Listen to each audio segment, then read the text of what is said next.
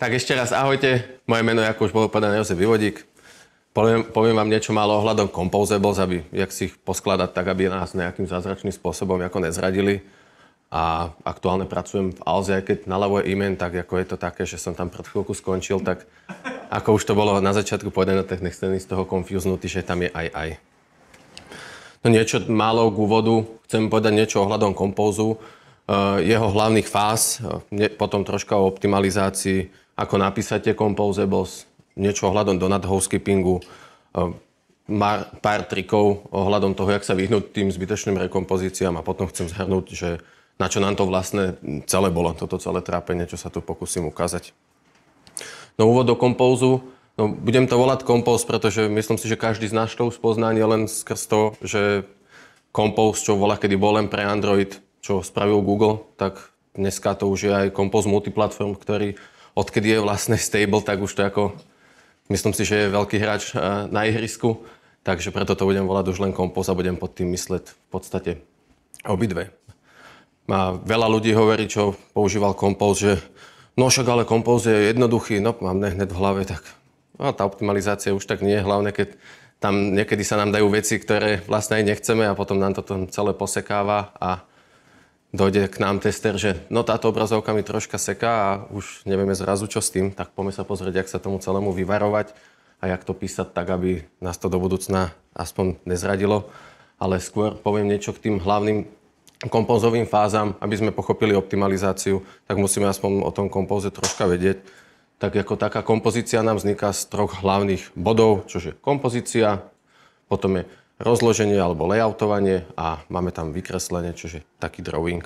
No a funguje to jednoducho, že prvá fáza je tá úplne najzložitejšia, kedy Compose Runtime pospúšťa všetky Composables a vytvorí z toho také body, ktoré budeme potrebovať do ďalšej fázy a zároveň ešte v tej prvej fáze spraví to, že alokuje pre každú jednu tú Composables pamäťové miesto, aby do budúcna, keď ju bude rekompozovať a znova spúšťať, aby to bolo aj rýchlejšie, takže je tam rovno spravená taká optimalizácia. No, jak už máme tú druhú fázu, tak do tej druhej fázy nám ide výsledok z tej prvej, kde vlastne vďaka tejto fáze dokážeme určiť to rozloženie. To sa skladá z troch hlavných bodov, čož prvý bod je odmeranie svojich childov. Ak máme, samozrejme, ak ich nemáme, tak ich neodmeráme. Potom máme druhé určenie vlastnej veľkosti. To určí sa nám veľkosť každej jednej Composable z hľadiska na svojho parenta. A potom máme poslednú, a to je umiestnenie tých všetkých Composables, čo tam vlastne máme. Výsledkom z tejto fázy je veľkosť tých Composables všetkých a samozrejme XY pozície, ktoré budeme potrebovať do poslednej tretej fázy, čo nám pomôže pri vykreslení. A vykreslenie už prebieha v podstate jednoducho. Zoberieme veľkosti, umiestnenie a vykreslíme. Napríklad v tomto jednoduchom príklade by to fungovalo tak, že prvé by sa nám vykreslil ten row, čo vidíme na pravej strane. Ak by mal nejaké pozadie, zaoblenie, tak by sa to vykreslilo s ním a išli by sme pomalinky ďalej. Obrázok, kolum a všetko ďalej. No a čo by sa ale stalo, keby sme chceli toto umiestnenie troška zmeniť? Ako máme na obrázku. Je to taký jednoduchý príklad, že chceme len presunúť pod obrázok náš text, je to taká simulácia kolumnu. To určite neodporúčam robiť, je to len z hľadiska príkladu, aby sme si ukázali nejaký ten cyklus. No nastalo by nám to, že už keď máme fázu layoutovania, tak rozbehneme znova druhú rekompozíciu, pretože zmeníme tam stateovú hodnotu, takže Snapshot System nám zaznamená zmenu a posunuli by sme ten text pod to. No nastalo by tam viacej vecí, čo by sme nechceli, poskočil by nám ten text a čo tam je ďalšie, tak nevykreslili by sme našu obrazovku, ktorú chceme v prvom frame, čo je väčšinou to, čo väčšinou nechceme. No a tento cyklus, keď zavoláme znova kompozíciu, sa volá rekompozícia. A opakuje sa v podstate vždycky, keď chceme niečo prekresliť, aby sme tam mali najaktuálnejšie dáta. A vlastne sa chceme tomu vyhnúť alebo minimalizovať to tak, že skipneme také, čo nepotrebujeme. Alebo využijeme správne komponenty, ako tu by sa dalo využiť kolum a mali by sme to všetko vyriešené. No, je tu vlastne, že vždy je čas optimalizovať, ale netreba to vždy preháňať. Keď nám to vlastne funguje, tak sa toho nechytám. To už každý asi počul. Alebo môžeme to spraviť tak, že keď dodržíme základné veci, ak si máme Compose písať, jak nám to vlastne určujú guideliny, tak sa môžeme vyhnúť takým chybám, že pridal som tu jeden text alebo jedno tlačítko a zrazu sa mi to celé rekompozuje, alebo mi to zrazu seká. A to je vlastne to, čomu sa chceme vyhnúť a to si teraz ideme ďalej vysvetliť, čo tam vlastne treba robiť. No, chcel by som hlavne povedať to, že nie je composable ako composable, to z hľadiska toho, že keď si predstavíme, že idem kresliť nejakú veľkú obrazovku, tak viem ju nakresliť takým štýlom, že všetko nahádžem do jednej veľkej komponenty a poviem si super, mám jednu komponentu, nemusím tam mať viacej kódu, všelijak rozdeleného a neviem, kde je. A potom je druhá strana mince, kde to môžem rozdeliť do menších komponent a môžem to dekomponovať. Z čoho mi vlastne aj vyplýva troška ten názov toho kompózu, že to mám skladať z takých menších komponent, čo by sme vlastne mali robiť. A tu sú dve také hlavné pravidlá, čo je pri kompóze composability a reusability. Poďme si ukázať taký malý príklad. Predstavme si, že toto je naša veľká obrazovka. Tak tu sú tie dva príklady, čo som povedal úplne na začiatku. Na pravej strane vidíme, že dá sa to rozdeliť ozaj do tej veľkej composable. Máme to tak, ako vypadá to síce super, ale čo s tým, keď mi niekto povie, že však ja to mám ale dekomponované, však mám tam tie rovy, mám tam ten kolum, Android Studio alebo iné IDčko mi ukáže, však si to viem zgrupnúť dokopy a mám to v podstate dekomponované. No len veľa developerov alebo minimálne takých juniornejších nevie to, že tieto základné komponenty, ktoré nám Compose ponúka, sú inline. Takže to znamená vo výsledku to, že nám to tam prekopíruje a už to nemáme dekomponované. A tam nastáva chyba, že kebyže som si tam vlastne aj svoj state preniesol do napríklad toho prvého rovu a tam by som si ho inicializoval aj čítal, takže rovno by nastalo to, že keby som zmenil jeho state, tak nerekompozoval by sa len ten row, ale vlastne celá tá composable. Keď to máme takto jednoduchú obrazovku, tak dobre, ako stane sa, ako nebude to mať moc veľký performance issue, ale ak by sme to mali niečo obrovitánske, kde by sa nám znova prenačítali nejaké dáta, tak ako už to asi až taká sranda nebude.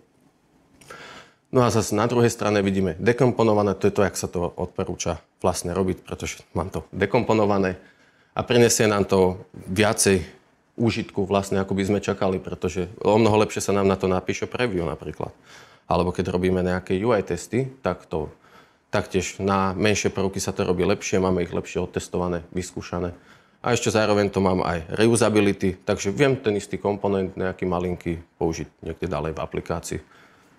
Alebo keď tam nastane nejaká chyba, tak nastáva mi chyba v menšom celku, takže si opravím ten a opravím to vlastne všade inde, pretože si tie prvky vlastne prezdieľavam. No a to, k čomu sa snažím celú dobu dostať, sa niekedy nazýva aj tzv. Donut hole skipping. Ak to niekomu niečo hovorí, tak ako určite to nebude teda pre mňa nič nové. A vysvetlím to na jednoduchom príklade, kde máme dve naše hlavné komponenty. Jedna je custom text, čo je jednoduchý text a druhé je to, čo ten text implementuje a volá sa to ako my component. Nie je to nič zložité, len si pod tým môžeme do budúcna predstaviť niečo o mnoho väčšie.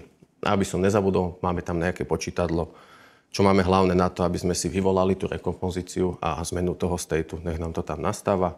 A ako posledná vec, čo tam je, tak máme tam nejaký logger spravený, čo vždy, keď nastane úspešná rekompozícia, tak nech nám to vypíše do logcatu, aby sme videli, čo sa nám tam deje. To je spravené iba pomocou jednoduchého side efektu a myslím si, že to bude veľmi dobrý pomocník do budúcna. No, poďme si to teda pustiť, čo nám tam nastáva. No, keď vidíme pri úplne prvom inicializačnom spustení, tak nastane nám rekompozícia ako aj my komponentu, tak aj toho custom textu. A pri každom kliku nám nastáva rekompozícia obidvoch týchto komponent. To, že chceme rekomponovať ten custom text je super, pretože tam nastáva tá zmena, to je to, čo chceme docieliť. No len chceme docieliť aj to, aby nám nastala rekompozícia pre celú obrazovku. Už ako som povedal, ako je to jednoduchá obrazovka, dobre, fajn, nech to zobere. No ale keby to bolo fakt niečo obrovitánske, veľké, tak ako pri každom kliku rekompoznem úplne všetko, čo tam mám, už asi není až také dobré. No tak si poďme spraviť jednu malú úpravu, len aby sme si to dekomponovali, tak tam pridáme tlačítko navyše a do jeho tela až implementujeme náš custom text a do tela toho tlačidla pridáme znova ten logger, aby sme videli, čo sa tam udeje. No a keď si to pustíme, tak vidíme, že pri prvej inicializácii nám nastane prvá kompozícia všetkých troch komponent, ktoré tam máme, čo je super, to je to, čo potrebujeme. No ale už pri každom kliku už vidíme, že sa vynecháva náš komponent. Čož znamená, že nenastáva rekompozícia pre celú tú veľkú obrazovku. No, aktuálne malú, ale do budúcna veľkú. Ale nastáva nám kompozícia tlačítka, to je vlastne to, čo chceme a je to potrebné, lebo tam sa jednak tá kompozícia číta a druhák, ten state sa tam číta a druhák sa tam zmení vlastne ten vstupný parameter do tej composable. A tlačidlo nastáva, tu by som chcel podotknúť, že nenastáva rekompozícia celého tlačítka, ale iba tela toho tlačítka, takže vlastne to, kde sa ten state zmenený číta. Ak si tam nakreslíme rekompozičné skopy, tak vidíme, že custom text má vlastný rekompozičný scope, takisto aj my component má vlastný rekompozičný scope. Tu je dôležité povedať, že je tam nakreslený v tom našom komponente iba ten jeden hlavný, pretože ten custom text není nejak oddelený, aj keď má vo svojej podstate skoro vlastný scope. A je vidieť, že v tom prvom prípade nám nenašiala kompozícia žiaden menší scope, kde by mohla spraviť rekompozíciu, tak musí spraviť v tomto prípade kompozíciu pre celý ten komponent. Lebo vidíme, že sa číta v tom jednom veľkom scope a nie v nejakom nižšom, pretože neexistuje.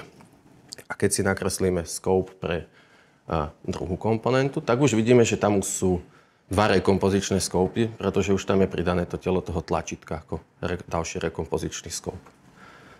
To pre nás znamená to, že už Compose našiel nižší kompozičný scope, kde môže tú rekompozíciu vyvolať.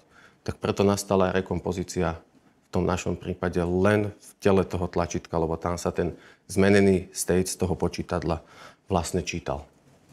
A nečítal sa niekde vyššie. To, že to tam je inicializované, to nič neznamená, lebo každý, čo používame Compose, vieme, že rekompozícia nastáva len tam, kde sa ten state číta, nie tam, kde sa zapisuje.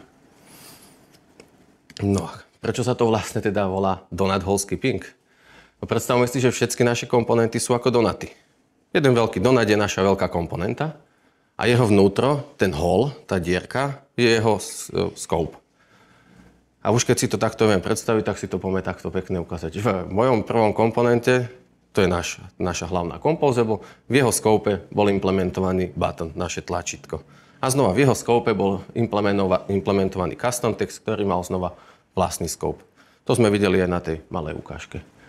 Takže to je len tak vlastne, čo nás tu čaká. No a v druhom riadku vidíme tú úvodnú kompozíciu, kedy sa to vlastne všetko pustí. Všetko je vyšrafované, to pre nás znamená, že nastala úplne prvá kompozícia, kedy aj counter na bode 0, pretože sa nič nedialo, len sa to uviedlo, aby sa nám to vlastne vykreslilo. Takže super. No a po kliku na tlačidlo vidíme zvýšenie countera, ale už ako bolo aj ukázané na tom krátkom videu, na tom gife, že nenastala rekompozícia celej našej composable my component, ani jeho scope, pretože sa našiel už, ako som povedal, ten nižší rekompozičný scope, ktorý je vidieť, že už je v tom tlačidle. A samozrejme, rekompozol sa celý custom text, lebo ako bolo povedané, tam sa aj zmenil vstupný parameter. Aj tam sa vlastne to všetko čítalo, takže to bolo požadované. To bolo to, čo sme vlastne chceli. Poďme si ďalej pozrieť na ďalšie nejaké optimalizačné pomôcky. Keď už máme poskladanú nejakú našu obrazovku, našu aplikáciu a stále sa nám tam niečo deje, tak si uvedieme nejakých pár pomôcok, čím si už vieme zlepšiť alebo možno sa vyvarovať nejakým tým rekompozíciám nezžiaducim. No ako prvé by som uviedol používanie remember a derivate state of. Derivate state of sa poslednú dobu strašne veľa zneužíva. Na všetko vo veľa článkoch je napísané. Keď nevieš čo, tak daj tam derivate state of. To je dobré. To niečo pomôže. Ale väčšinou to tak nemusí byť. Povieme si neskôr aj prečo a ukážeme si vlastne aj príklad, že prečo nie. Ale už keď ho používam, tak nikdy netreba zabudnúť ho obaliť do remember. Už teraz nám to síce štúdio povie, že zabudol si ten derivate state of obaliť, ale voľa, kedy to tak nebolo. A možno niektorí, ktorí používajú či už staršie štúdio alebo staršiu verziu Compose, tak ako nemusí sa to tam ukázať. Netreba zabudnúť na to, že používať derivate state of je dôležité so stateom a keď sa nám často mení hodnota, tak netreba ju dávať do kľúča, do toho remember, lebo videl som už aj také veci a nechcel by som, aby sa to niekomu z vás stalo, lebo není to potom až taká sranda. No a čo ak nás stretol taký rekompozičný démon, pustím obrazovku a stále mi tam nastávajú kompozície do kolečka. Pozriem si to a iba vidím, že každou sekundou už tam mám plus 10 rekompozícií, tak si treba pozrieť, či tam nenastal nám tzv. Spätný zápis, že som si zapísal do kompozície a hneď som si to prečítal a stále sa mi to tam deje do kolečka. Tu si treba zapamätať dôležitú vec, že čítať kompóz najlepšie v kompozícii a zapisovať čo najneskôr, ideálne v nejakých side efektoch. Potom pri tvorbe komponent alebo composables je dobré využívať slot pattern. Je veľmi dobré ukážky, jak sa to dá využiť. Robí material design, takže v podstate všetky komponenty používa si každý z nás a oni využívajú skoro každá jedna slot pattern. No a ak je to možné, tak je dobré využiť Immutable Collections od Kotlinu. Ak to nie je možné, tak dá sa to spraviť aj troška inak, čo si ukážeme troška neskôr v prezentácii. Ak je to ale možné, tak dokáže to veľmi pomôcť, pretože ako všetci vieme, tak Compose nemá moc rád listy a označuje ich ako unstable, čo potom nevieme skipovať tie rôzne composables, kde sa to používa. Potom je super vec robiť composables tak, aby boli stateless. Samozrejme, vieme, nevždy je to možné, nie všetky môžu byť stateless, ale ozaj sa treba nad tým zamyslieť, či sa to nedá ešte viacej dekomponovať, alebo ozaj ten state vyťahnuť niekde ďalej. Dokáže nám to ušetriť aj nejaké rôzne chyby, že vlastne sa nám ten state nejako neprepíše a rekompozne sa len to, čo chceme, ale potom pre celú tú obrazovku to zase nedotiahlo niekam ďalej, lebo tá hodnota nám nevybublala vyššie, čo už môže byť v niektorých častiach aplikácie veľká chyba. Ťažko sa taký bug hľadá, už keď sa nájde, tak potom sa človek z toho teší a sa snaží potom robiť všetky composables tak, aby boli čo najviac dummy, že ozaj, že len zobrazovať, že tu máš text zobraz. Ale to je vlastne správne, tak by sa to vo výsledku aj malo robiť. Potom pre rôzne kritické obrazovky, ktoré sú fakt, že heavy, tak si môžeme spraviť nejaký precaching pomocou baseline profilov. Dá sa nájsť strašne veľa videí ohľadom toho, je to veľmi jednoduché. Štúdio poslednú dobu ponúka na to aj jednoduchú pomôcku, že keď si dám vytvoriť nový modul, tak rovno mi ponúkne, že modul na baseline profily. Jednoduchá vec, dokáže to veľmi, veľmi, veľmi pomôcť. No a čo vtedy, keď už vydám aplikáciu a stále nejako posekáva? To, že sa to deje v debugu, to pozná každý, že pustím tú aplikáciu v debugu a ten Compose je strašne taký hádavý, stále niečo vypisuje, stále niečo robí, takže v debugu je tá aplikácia troška viacej dosekaná. Tak si poviem, že pustím si to v release, všetko bude fajn, všetko bude fungovať. No ale aj tam mi to stále nejako posekáva. Tak je dobré si skontrolovať, či robím ten release pomocou R8. Pretože ak som porovnával release pomocou R8 a bez nej, tak tam bol rozdiel 30%, čo už v niektorých prípadoch dokáže veľmi pomôcť. A hlavne je tá aplikácia nielen svižnejšia, ale je zároveň aj menšia a je bezpečnejšia a nedá sa tak jednoducho potom reverse inžiniernúť, aby sa lepšie zabezpečila v podstate. No ako skoro poslednú vec, treba držať Compose a Kotlin čo najviac aktualizovaný. Teraz to už není tak, jak bola, keď Compose začínal, že nemal som aktuálnu verziu a to sa stalo aj mne osobne, že aktualizoval som si ju a zrazu, to je jak nová aplikácia, to išlo jak veter zrazu. Som si aj nevedel, že to není ani ono pomaly a potom som si prečítal, že však tu robili nejakú optimalizáciu na lazy listy a zvýšili tam performance o 40%. A hovorím si, no teraz budem furt aktualizovať. A odtedy to robím stále. Nie je to len kvôli tomu, že čo chalani spomenuli predo mnou, že tam bude mať všelijaké nové featurey, ale je to aj ozaj z toho pohľadu tej optimalizácie niečo ako výtečné a fantastičné. Ako fakt to treba držať. Je to jednoduchá pomôcka, ktorá v podstate sa dá rýchlo aplikovať. No a keďže máme troška menej času, tak posledné 3 body som chcel povedať, ako troška rozobrať viacej, tak si ich rozoberieme, ale tak zrýchleno, nie takto, ale aspoň troška. No, ako prvé by som povedal z týchto 3 hlavných bodov niečo ohľadom stability. Vieme, že Compose je strašne naivný na tú stabilitu. On proste potrebuje všetko stabilné. On keby mohol, tak je trojnožka, aby bol stabilný. Takže Takže on má tieto veci veľmi rád. Keď si pozrieme dva príklady, ktoré vieme, že sú obidva nestabilné, pretože sa volá problém komponent, ale prečo si poďme povedať v rýchlosti. No je to, pretože máme tam list produktov, ktorý je list, to už sme si povedali, že list je nestabilný. Dobre, dajme tomu, že ten by tam nebol. No máme tam ale nejakú klásu, ktorá nám pochádza z iného modulu ako z našeho. Dokonca local date tam pochádza z Javy, kde určite nie je Kotlin compiler, takže to automaticky Compose označuje ako nestabilné. Vieme si spraviť na to rôzne metodiky, jak to spraviť, aby to bolo stabilné. Napríklad jedna z nich je napísaná, volá sa to wrapper. Wrapnem si to do svojej klasy, ktorú označím ako immutable alebo stable. Za chvíľku si povieme niečo bližšie k tomu a už by to zrazu bolo super funkčné. No a máme tu ešte tretí príklad, kde využívam veci, ktoré určite nie sú stable, napríklad varko v dataklase. No keď Kotlin vidí, že je niečo menné v dataklase, tak automaticky ten má taký red flag, že ja si myslím, že on vnútri plače v tej chvíli.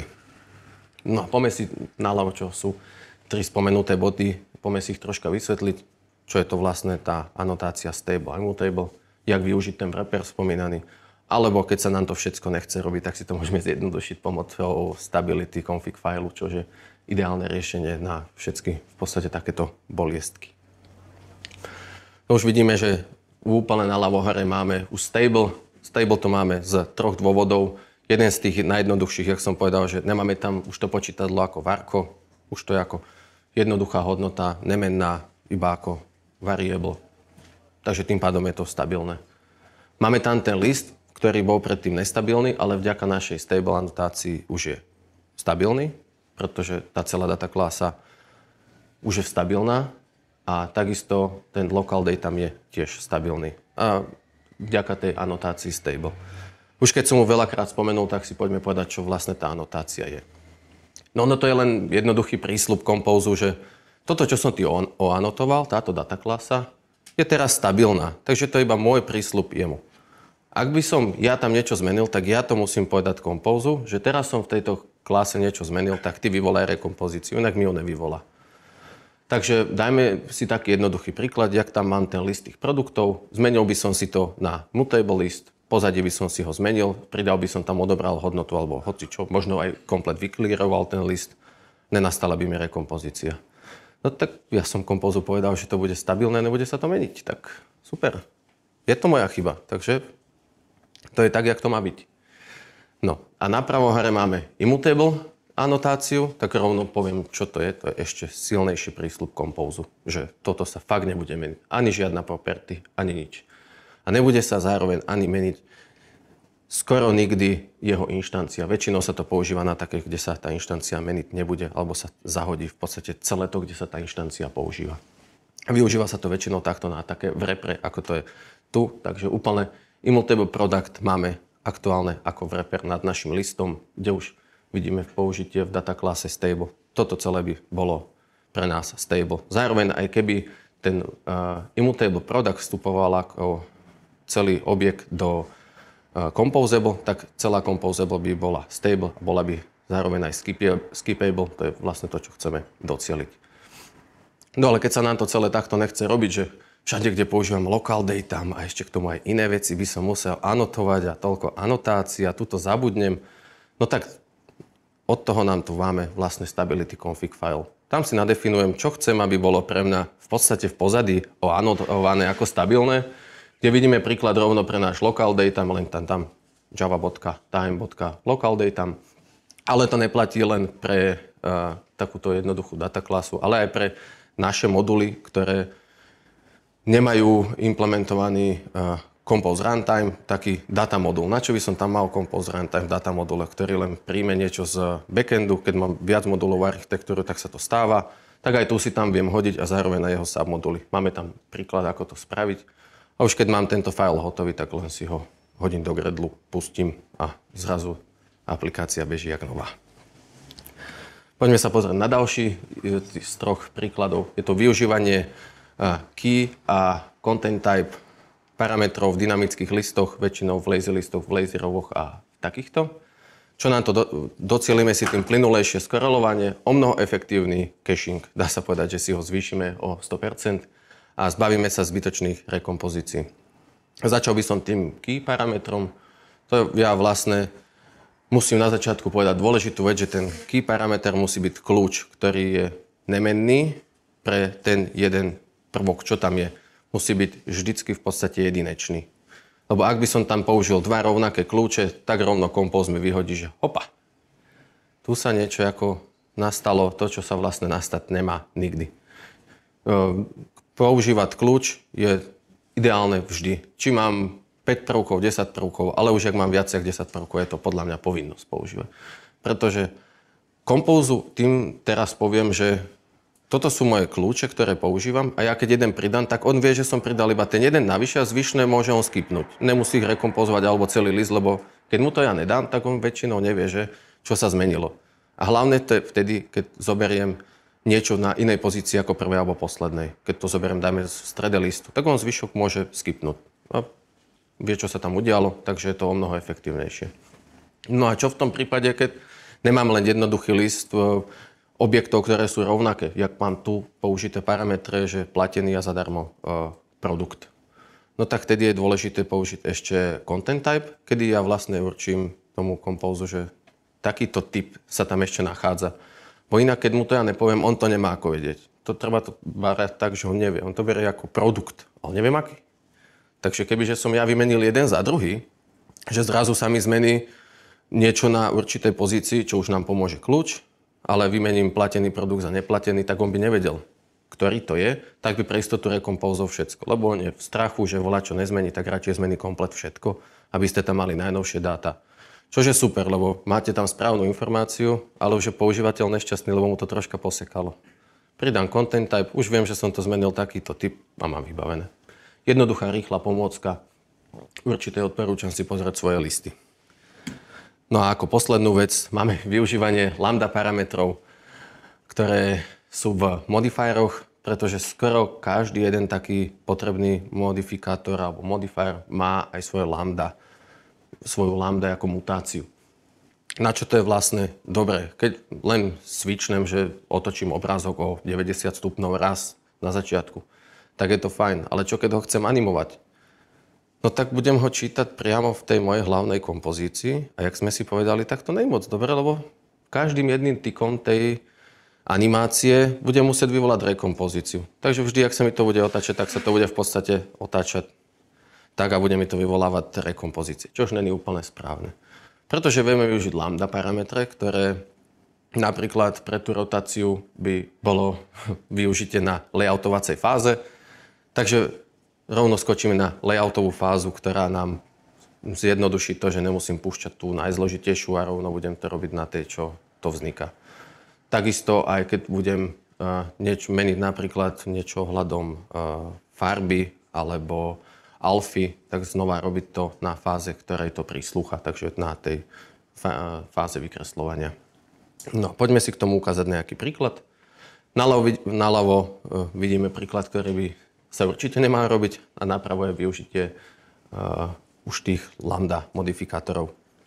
Rovno spomeniem, že to je taká zaujímavosť, keď si pozrieme ten spodný box a jak je tam zmena alfy na tú červenú farbu, tak to je priamo skopírovaný príklad z jedného médium článkom, ktorý sa venoval optimalizácie rekompozície. Takže treba si dávať aj pozor na čo čítame a nie všetko, čo je vlastne na internete odporúčané, musí byť aj pravda. Pretože keď vidíme, že robí sa to v hlavnej kompozícii, takže sa vždycky, keď zmením tú farbu alebo tú alfu, či spravím ten offset, tak to naľavo sa nám vždycky bude robiť vždycky nová rekompozícia pri každom jednom tyku. No ale už keď sa pozrieme na druhú stranu, tak tam využívam tie fázy, ktoré si to vlastne zaslúžia. Takže grafický layout, layer, tak tam využívam doslovne ešte, ak sa to nazýva. Je to grafický layer, tak tam budeme robiť grafické úpravy. To nám ponúka veľké množstvo v podstate vecí, čo tam vieme spraviť. Alebo offset. Chcem to niekam preniesť, alebo na drag drop používateľa, tak kebyže to robím, že priamo použijem offset bez lambdy, tak jak by som to posúval, tak by to celé sekalo. Hodím tam ten lambdový, fantázia, už to ide jak veter. A takisto jednoducho sa dá aj animovať backgroundová farba, keď si pozrieme Drown Behind. A tam si vieme aj my kresliť svoje vlastné veci. Takže, čo je super, pretože je to vo výsledku skoro ako canvas. No, to je ohľadom týchto optimalizácií všetkých tých posledných 3 bodov všetko. Snad som to prešiel docela rýchlo. A ukážeme si teraz to dôležité, prečo to vlastne celé robíme.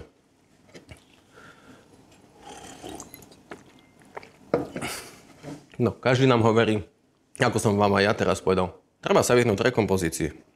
No, nepovedal som vám prečo, pretože som si to nehával nakoniec. Vidíme nejaké jednoduché merania, ktoré prebehli na takom základnom device. Nebol to ani ako úplný low-end, ani nejaký veľký high-end. Bol to ozaj taký mid-telefón, ktorý väčšinou chceme, aby aplikácia bežala hlavne na tom, pretože nie každý má high-endy v dnešnej dobe.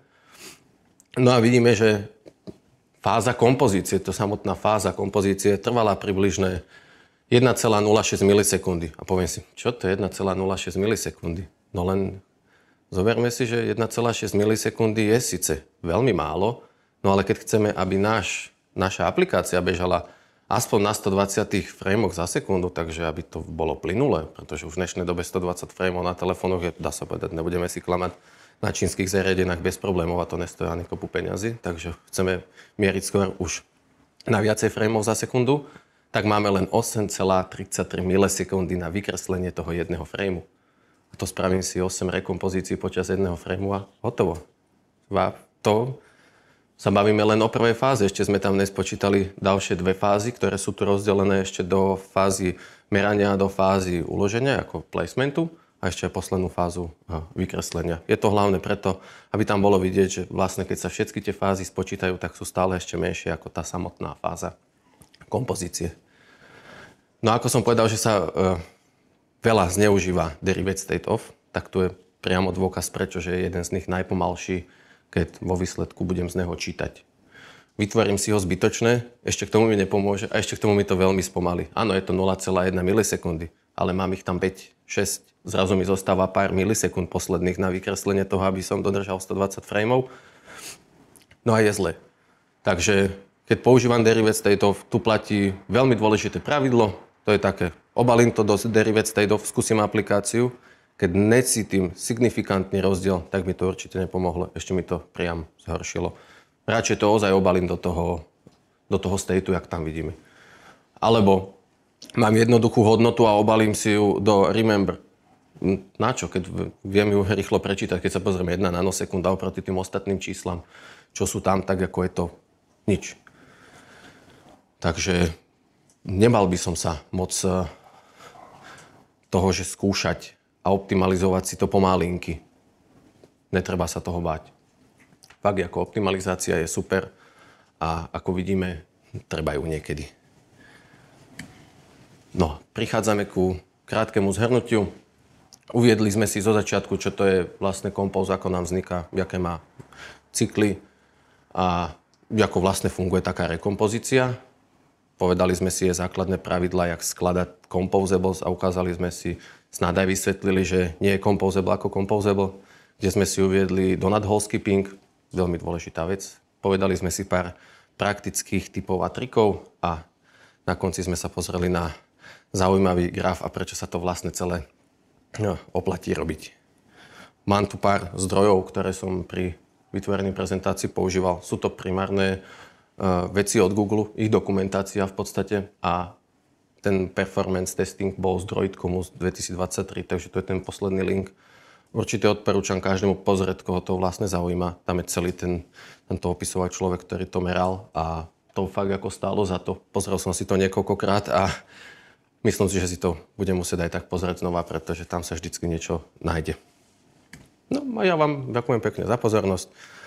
Snáď som to stihol do určitého času. Prešiel som to troška rýchlejšie, ako som chcel, ale keďže čas je v podstate taká veličina, tak hold pivko volá. Takže ďakujem vám za pozornosť.